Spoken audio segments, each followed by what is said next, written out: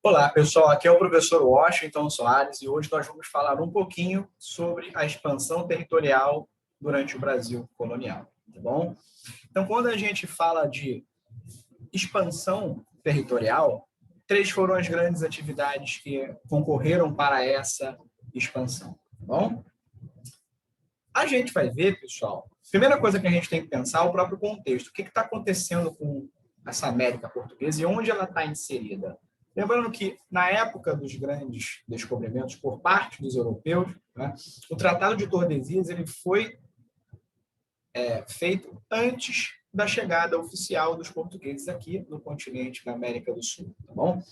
E durante muito tempo, basicamente até o Tratado de Madrid, o Tratado de Tordesilhas será um tratado em que dividirá a América Portuguesa e a América Espanhola. Só que na prática ele nunca foi traçado, né? Ele nunca foi feito.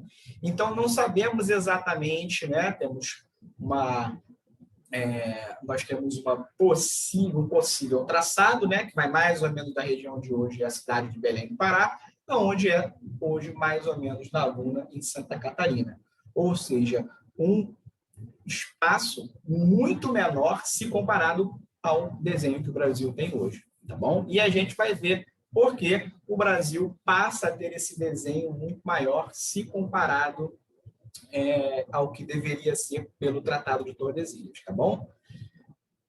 A pecuária vai ser um dos primeiros grandes responsáveis. A pecuária vai ser, né, uma das responsáveis pela expansão territorial do Brasil. Por quê? Na medida em que, por lei, as 10 primeiras léguas do litoral, principalmente do Nordeste, deveriam ser resguardadas para a produção da cana-de-açúcar, né, principal produto nesse momento da colonização, por consequência, a criação de gado ela vai se dar mais para o interior, né, para o sertão. E como a produção, né, como a pecuária exige um espaço grande, então a gente vai ver que principalmente, né, seguindo o tratado, inicialmente seguindo o traçado do Rio São Francisco, a pecuária vai se expandir pelo interior do Nordeste, né? Depois a gente vai ver se segue um pouquinho mais para o norte, mas enfim. É importante a gente lembrar que a pecuária, pessoal, como ela depende de uma extensão territorial muito grande, a gente vai ver que esses trabalhadores, eles são, em geral, trabalhadores livres, tá bom? Podendo ou não ser mestiços, tá? Entre índios, brancos e negros, tá bom? A gente vai ver que para a efetiva criação desses animais serão formados pequenos núcleos urbanos, né? Aqui e acolá, mas que vão, de certa forma, puxar um pouco a colonização para além daquela faixa litorânea, tá? E muitas vezes, né, dependendo de cada caso, muitos desses trabalhadores eles ganham o seu pagamento não em moeda, porque a economia colonial ela não é monetarizada, mas eles ganham em cabeça de gado, né? É muito comum que, com o passar do tempo, esses sujeitos formem os seus próprios rebanhos. Então, a gente vai ver que o trabalho, o mundo da pecuária, majoritariamente é um mundo de trabalho livre, tá bom? Mesmo porque, para tomar conta dessa extensão de gado, né, um escravo poderia tentar fugir. Um trabalhador livre, remunerado, em geral, ele não fazia isso, tá bom? Então, a gente vê aqui, ó, a própria expansão dessa pecuária, tá? Então, nós estamos falando, claro, já num contexto do século XVIII, tá bom? A gente vê que a primeira região, né, que vai ser ocupada pela produção da pecuária vai ser, obviamente, a região Nordeste, tá bom? Primeiro grande centro econômico do período colonial. Então, a pecuária ela surge como uma atividade de fornecimento de carne e couros para os próprios habitantes da colônia, tá bom? Então, ela é uma economia que nasce em função da colonização, né? E tem como principal núcleo, né, como principal mercado consumidor, os próprios moradores da região, tá bom? Do Brasil. Claro que parte do couro era exportada, tá bom? Então, século XVI e século XVII, a gente vê aqui, ó, esse núcleo de irradiação será, obviamente, as grandes cidades açucareiras, né? Vamos destacar aqui só Salvador, Recife e Olinda, tá bom? Mas a gente vai ver que vai até a região que hoje é aqui o Maranhão, ó, parte aqui do que é o Belém, né? e também aqui estados mais ao norte, tá? Mas muito, muito, muito pequeno. Aqui a gente vai ver que já num contexto de século XVIII, por conta da descoberta de ouro na região de Minas Gerais, a gente vai ver que a produção da pecuária também surge no que chamaríamos hoje de Centro-Oeste, não é? Aqui mais ou menos Goiás, hoje parte do Tocantins, aqui Mato Grosso do Sul, tá? Surge também uma parte no entorno de São Paulo. Destaque para a feira de Sorocaba, né, que será a grande feira fornecedora de produtos para a região mineradora, tá? Nós temos aqui também na região que hoje é no entorno de Curitiba, Paraná, tá? Parte de Santa Catarina. Vemos também no que hoje é o Rio Grande do Sul, né, ali no entorno de Porto Alegre, mas também na região que ali naquele momento, né, é uma região de fronteira entre a colonização portuguesa e a colonização espanhola, tá bom? Então a gente vai ver que nesse momento aqui, ó, a gente julgar a linha de Tordesilhas mais ou menos como isso aqui, nós vemos que esses núcleos aqui já avançaram para além de Tordesilhas, tá bom? Eles já são uma realidade no que diz respeito à questão da ocupação do território colonial, tá bom? Quando a gente fala de colonização, precisamos falar também das entradas, tá bom? Tanto quanto das bandeiras. A diferença entre bandeiras e entradas ela é razoavelmente simples, tá bom? As duas são grandes expedições militares. Só que as entradas elas são organizadas pela metrópole. E, inicialmente, ela tem como funções a defesa do próprio território, né? Quando falamos de século XVI e século XVII, Portugal ainda está lutando para se impor enquanto potência que domina a região. Né? Dois grandes exemplos é da presença francesa, a gente pode dizer a França Antártica, na região que hoje é o Rio de Janeiro, né? E entre a década de 1550 e 1560, eles fizeram uma colônia ali na região por algo em torno de 10 anos, né? Foram expulsos depois por Estácio de Sá, e aí se deu a fundação do Rio de Janeiro, e nesse momento se dá a imposição do domínio português no Atlântico Sul, né? Naquela região mais ao sul da América Portuguesa, do que hoje é o Brasil, né? Mas ainda assim uma imposição, né, bastante tímida, né? Posto que o nosso litoral era muito grande, tá? E a gente vê que os franceses, eles também são expulsos da região que hoje é São Luís, tá? Capital do Maranhão. Então já estamos falando aqui ao sul da colônia e ao norte da colônia. Então, quando os portugueses expulsam esses indivíduos aqui da região de São Luís, no ano de 1615, já no ano seguinte, esses mesmos portugueses fundam a cidade de Belém, né? Ali na entrada do Rio Amazonas. O objetivo é impedir a circulação de ingleses, franceses e holandeses, né, nessa região da bacia amazônica, tá bom? Não se sabia muito bem o que a gente tinha ali, entretanto, a defesa já se mostrava necessária, tá bom?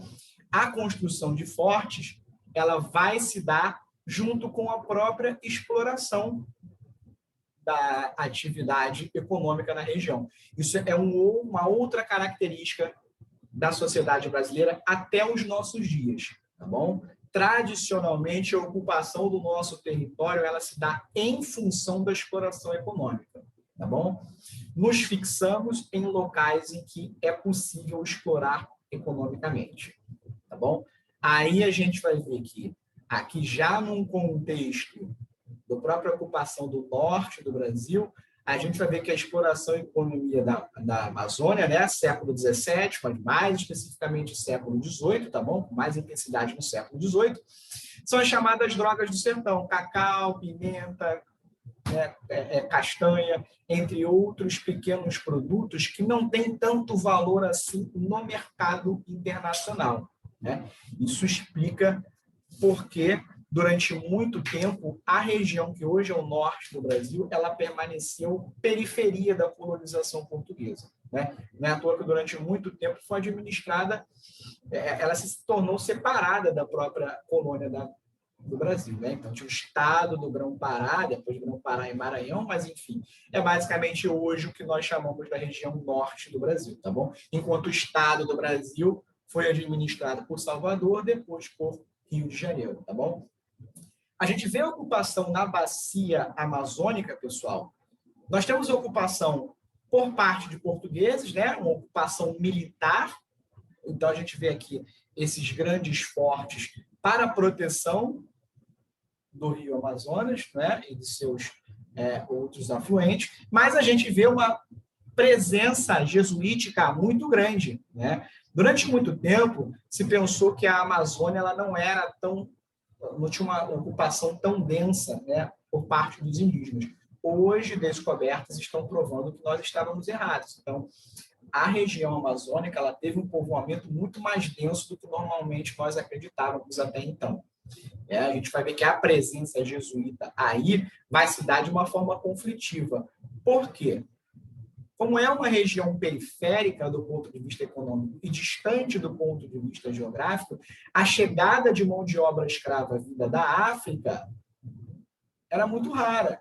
Então, nós estamos falando de um contingente muito pequeno de escravos vindos da África, se comparado, por exemplo, ao Nordeste. Então, a escravidão indígena nessa região ela vai ser muito mais intensa. E, por consequência, os conflitos entre colonos e jesuítas serão igualmente mais frequentes e mais violentos. Tá bom? Na região do que hoje é o sul do Brasil, destaque para a bacia do Rio da Prata. Tá bom? Então, nós vamos ver que a ocupação do nosso território da fronteira sul vai ser dado primeiro com a concessão de terras, né? Então, o objetivo dos monarcas portugueses era ocupar essa região, ocupar para não perder, tá bom?